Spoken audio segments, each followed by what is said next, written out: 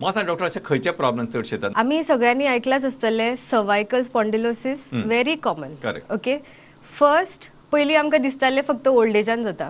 Absolutely. Right now, if you go to any orthopedics, you'll see the patient list. People middle age also are getting the same case. And the scene, what happens here is that your neck is always bent down.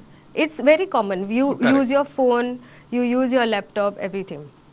As I mentioned, the neck muscles are straining a lot, right? Correct. If you palpate, if you touch your fingers just behind the head where the neck ends, you'll feel that big bone, right?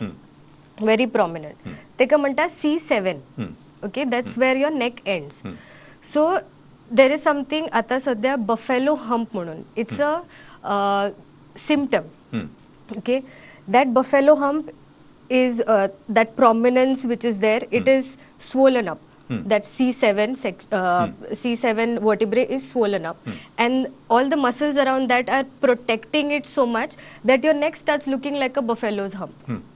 Okay, so that is where all the muscle spasm happens. Neck magir dukpa lagta, magir headache चालू जाता. There's something called cervicogenic headache. अच्छा. So this headache starts because of your neck tightness.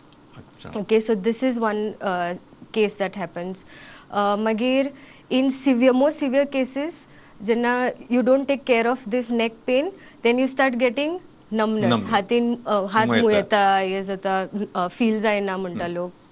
That is because your muscles have become so tight and the degeneration, spondylosis म्हणलं की there degeneration basically of your spine. So तितून कितें जाता, nerves compress जाता.